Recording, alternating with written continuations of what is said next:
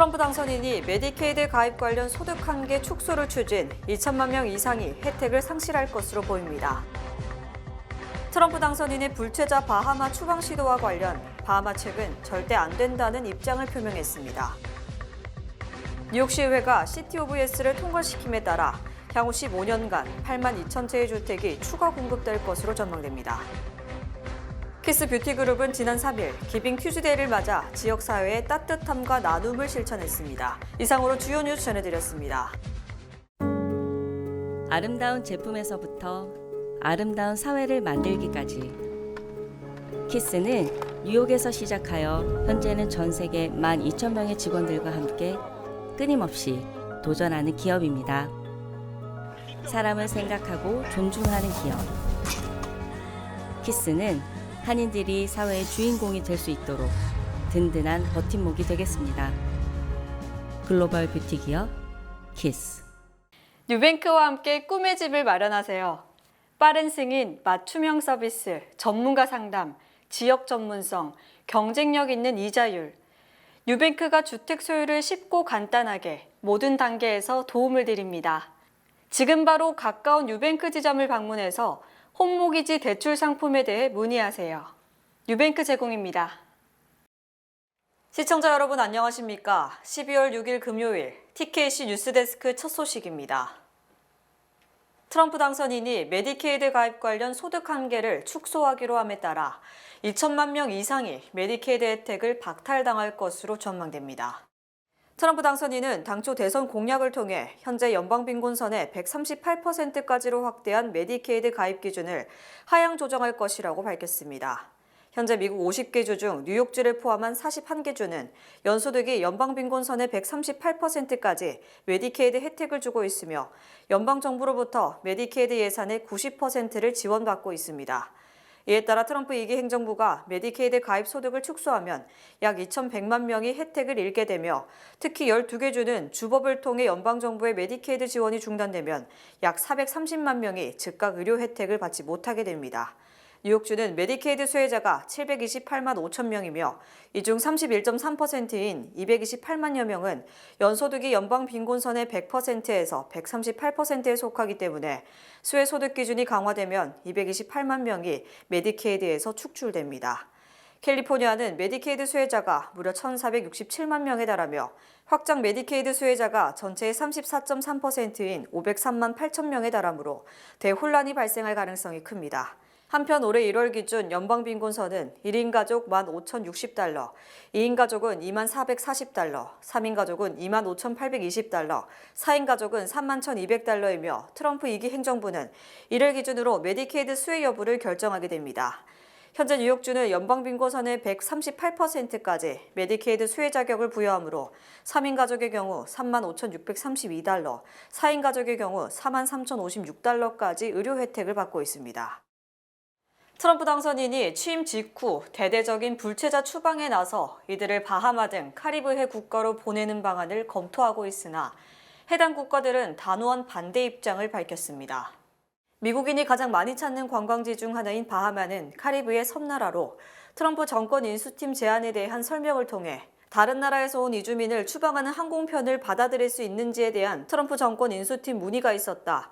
우리는 이를 단호하게 거부했다고 밝혔습니다. 바하마 정부의 이 같은 발표는 트럼프 인수팀이 미국 내 불체자의 바하마 추방 여부를 타진했음이 드러난 것으로 실제 취임과 동시에 대대적 추방을 위한 현실적 준비가 이뤄지고 있음을 보여주는 겁니다. 바하마 정부는 미국의 추방자를 받아들일 수 없는 이유는 자원이 부족하기 때문이며 우리는 바하마 국민의 우려를 해결하고 이들을 보살피는 것이 최우선 과제라고 주장했습니다. 바하마는 인구 35만 명의 국가로 더 이상 트럼프 정권 인수팀은 물론 그 어떤 기관과도 추방자 수용 논의 등을 이어가지 않을 것이라고 강조했습니다. 이에 대해 NBC 뉴스는 트럼프 정권 인수팀이 불체자 제3국 추방을 검토 중이며 대상 국가는 바하마는 물론 터크스, 케이코스, 그레나다, 파나마 등이라고 보도했습니다. NBC 방송은 트럼프 정권 인수팀이 해당 국가 어떤 종류의 경제적 외교적 압박을 가했는지 어떤 종류의 당근을 제시하는지 불분명하다고 전했습니다. 한편 트럼프 당선인은 일기 재임 때인 2019년 과테말라와 안전한 제3국 협정을 통해 온두라스와 엘살바도르 출신 이민자들이 과테말라에 체류하면서 망명 신청을 하도록 했었습니다. 뉴욕시의회가 주택 공급 확대 방안인 시티 오브 예스를 통과시켜 향후 15년간 8만 2천 채의 주택을 추가 공급하기로 했습니다. 뉴욕시의회는 어제 본회의를 열고 주택 공급 확대 방안 패키지 조례안 시티 오브 예스를 찬성 31표, 반대 20표로 통과시켰습니다. 신규 주택을 지을 때 필요한 규제를 대폭 완화하고 개발자에게는 세금 감면을 제공해 주택 공급을 늘린다는 계획입니다. 당초 시정부는 주택 10만 채 공급을 목표로 삼았지만 지나친 개발에 반대하는 시의원들의 의견을 고려해 8만 2천 채 공급으로 규제 완화 수준을 조정했습니다. 퀸즈와 브루클린 등 뉴욕시 외곽 지역구 시의원들은 지나친 개발이 주민들의 삶에 부정적 영향을 미칠 것이라며 반대했지만 맨해튼과 퀸즈 북서부, 브루클린 북서부 지역구 시의원들의 지지를 받아 통과됐습니다. 이에 따라 앞으로 뉴욕시에서 주거용 건물을 새롭게 지을 때는 도로 옆 주차 공간 확보가 의무는 아닙니다. 1층에 상업 공간이 있는 건물의 경우에도 상업 공간 위층에 주택을 마련할 수 있습니다. 또 대중교통 시설과 가까운 곳에는 주거용 건물을 더 높게 지을 수 있도록 하는 내용도 포함됐습니다. 다만 당초 대중교통 시설로부터 0.5마일 이내에 높은 건물을 지을 수 있도록 할 계획이었지만 허용 범위는 0.25마일 반경으로 좁아졌습니다. 아름다움을 만들어가는 키스 뷰티 그룹이 지난 3일 기빙 튜즈데이를 맞아 지역사회의 따뜻함과 나눔을 실천했습니다. 올해 행사는 매칭 기프트와 케어 패키지 프로그램을 통해 할리데이 시즌의 따뜻함을 지역사회와 나누는 시간이었습니다. 매칭 기프트 프로그램은 직원들의 기부액에 회사가 동일한 금액을 더하는 것인데 키스뷰티 그룹은 이 프로그램을 통해 임직원과 직원이 함께 나눔의 가치를 2배로 실천하는 계기가 됐다고 설명했습니다. 기부금은 북필라델피아 흑인 빈민가 지역에 소외된 사람들, 특히 청소년들에게 전달됐습니다. 또 롱아일랜드 케어스와 협력해 롱아일랜드 지역 미혼모들에게 식료품과 키스뷰티 그룹의 인기 뷰티 상품으로 구성된 케어 패키지 400개도 전달했습니다. 앞서 키스뷰티 그룹은 지난달 나눔과 봉사의 가치를 주제로 강연회를 개최했습니다. 강연회는 북필라델피아 커뮤니티 교회를 섬기는 이태우 목사와 롱아일랜드 푸드뱅크의 케이린 피터슨 매니저가 참여해 나눔 활동 사례를 공유했습니다. 키스 뷰티 그룹은 앞으로도 여성의 권익 증진과 지속 가능한 지역사회 발전 등 다양한 사회 공헌 활동을 꾸준히 이어나갈 계획이라고 다짐했습니다. 글로벌 어린이재단 뉴저지 지부가 2024 후원의 밤 음악회를 열고 전 세계 불우한 결식 아이들에게 수익금 전액을 기부했습니다.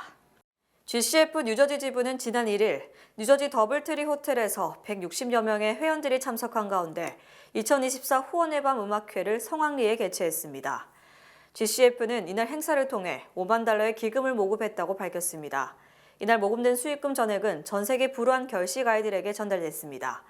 글로벌 어린이재단 뉴저지 지부는 기금 모금 및 지역사회 활동에 참여하고 경제적, 사회적 위협으로 생긴 세계 각국에 있는 불우한 어린이들의 급식, 교육 및 선도를 통해 희망을 심어주고 배고픔에 고통받는 아이들이 없는 세상을 만들기 위해 2024년 한 해 동안 60만 달러를 지원했습니다. 2025 새해에는 더 많은 기부금을 모금하는 데 힘쓸 것이라고 GCF는 다짐했습니다.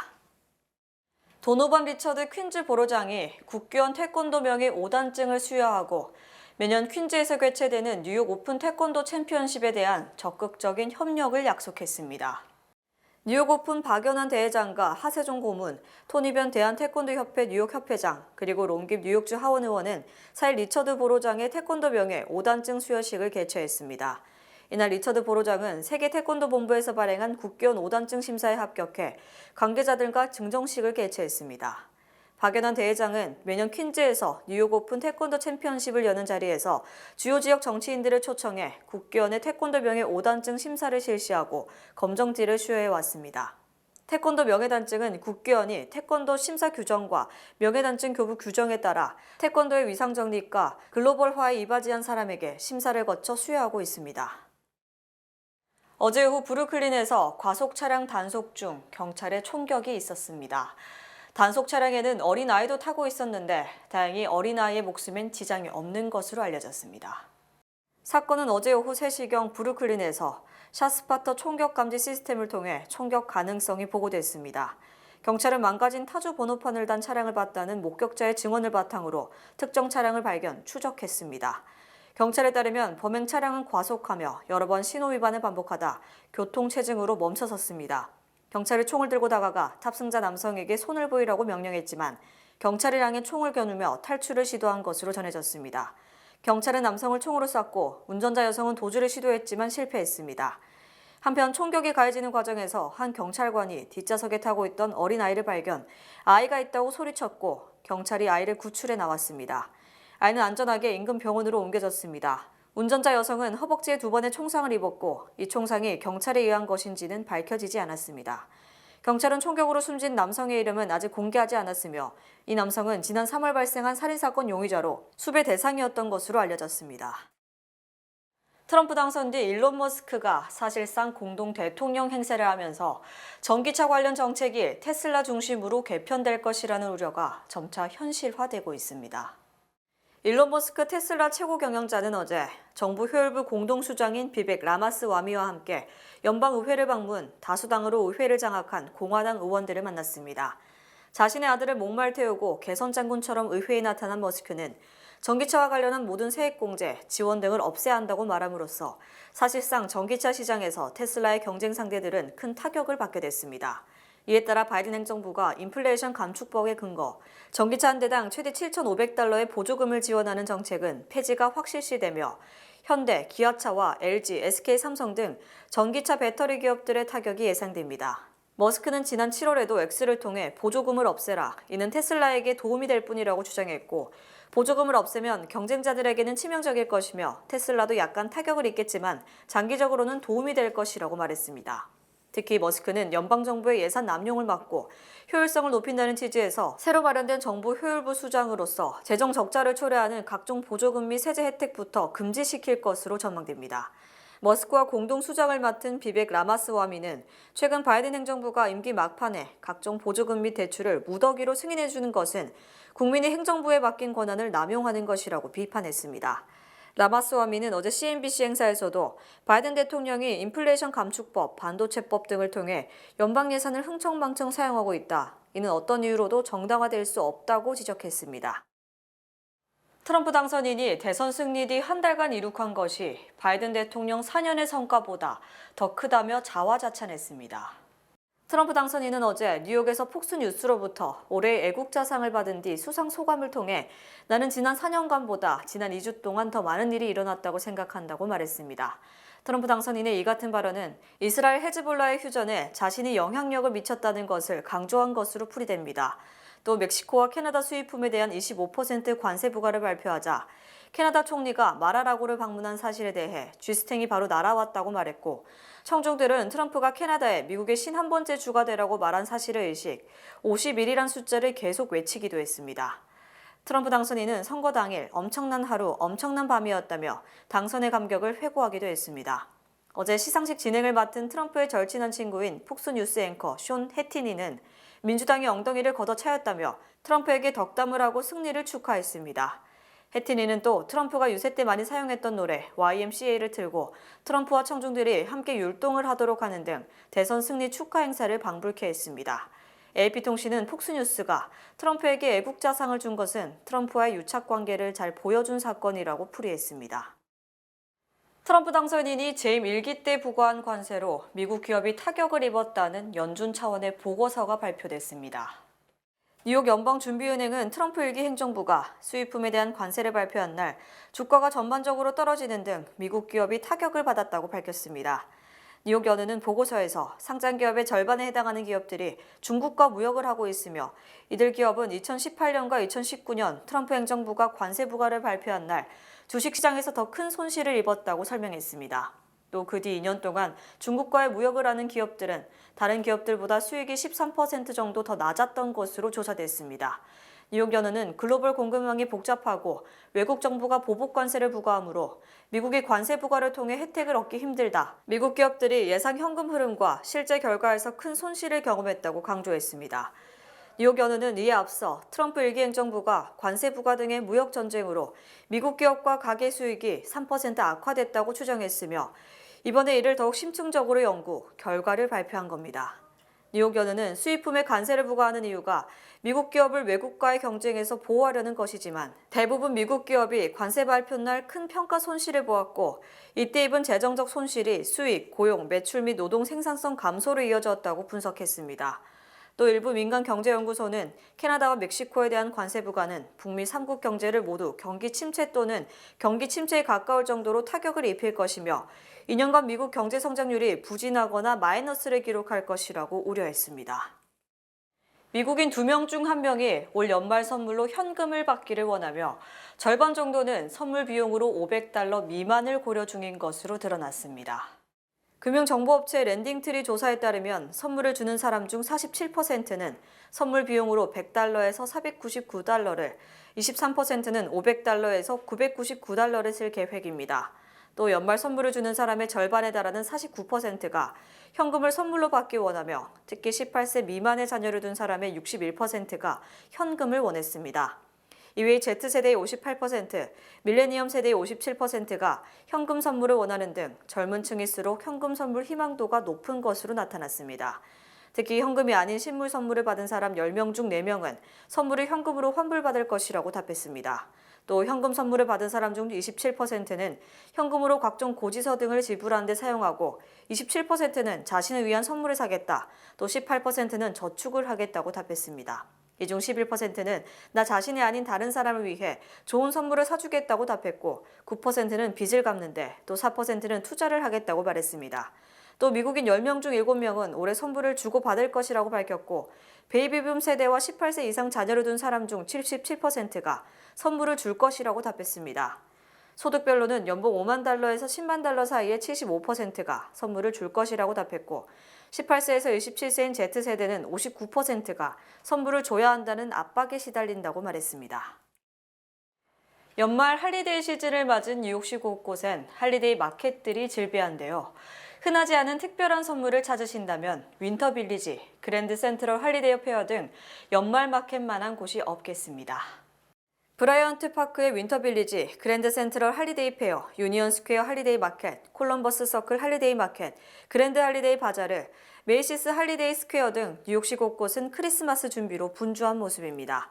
대표적인 할리데이 마켓인 브라이언트 파크 윈터빌리지는 다양한 크리스마스 음료와 음식을 프라이빗 이글루에서 즐길 수 있는 경험을 제공합니다. 또 1700스퀘어피트의 아이스링크장도 준비되어 있어 연말 축제 분위기를 한껏 느낄 수 있습니다. 윈터빌리지는 매일 오전 11시부터 저녁 8시까지, 주말엔 오전 10시부터 오후 8시까지 운영합니다. 특히 12월 한 달간 매주 일요일만 열리는 그랜드 할리데이 바자르는 유일한 실내외가 연결된 마켓으로 추운 날씨에 들려 시간을 보내기 가장 최적화된 마켓으로 보입니다. 그랜드 할리데이 바자르는 수익금의 100%를 4개의 지역 공립학교에 기부할 예정입니다.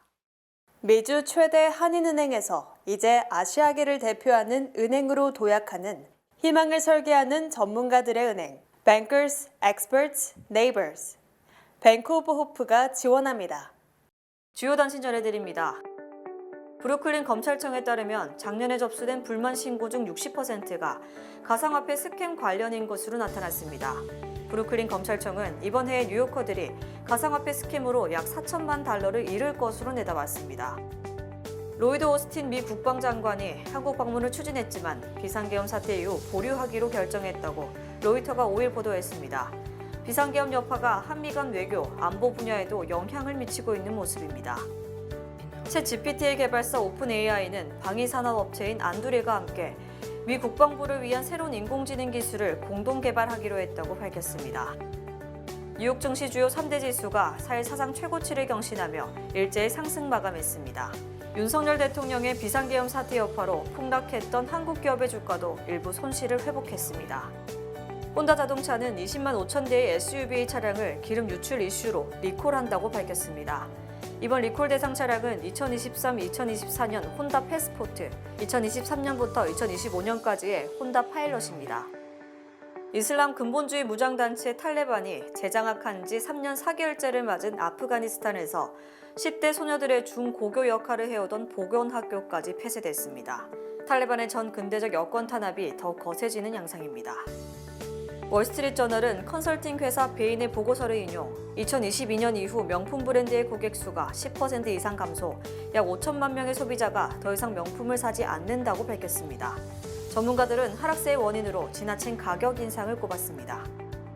비트코인 가격이 사상 처음으로 $100,000를 돌파하면서 시가총액이 전 세계 자산 중 7위에 올랐습니다. 1위는 금이 차지했고 시총 2에서 6위는 엔비디아, 애플, 마이크로소프트, 아마존, 알파벳 등 미 빅테크들이었습니다. 날씨 전해드립니다. 토요일인 내일은 대체로 맑겠습니다. 낮 최고 기온은 39도, 최저 기온은 34도입니다. 해 뜨는 시간은 7시 7분, 해 지는 시간은 4시 28분입니다. 이상으로 주간 날씨와 세계 날씨 전해드립니다.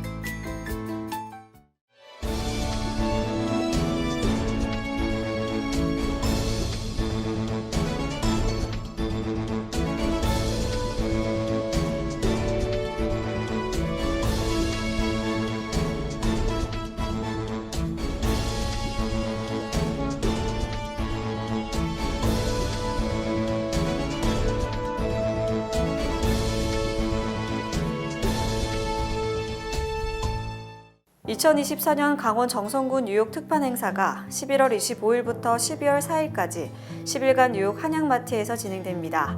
정선 수리치 영양떡, 송편, 시래기 청국장, 한국쌀로 만든 구수한 누룽지, 찐약 도라지 가루, 취나물, 시래기, 곤드레 등 말린 나물 등을 만나볼 수 있습니다. 지금 바로 뉴욕 한양마트를 방문해서 맛도 좋고 건강에 좋은 강원도 정선의 먹거리를 만나보세요.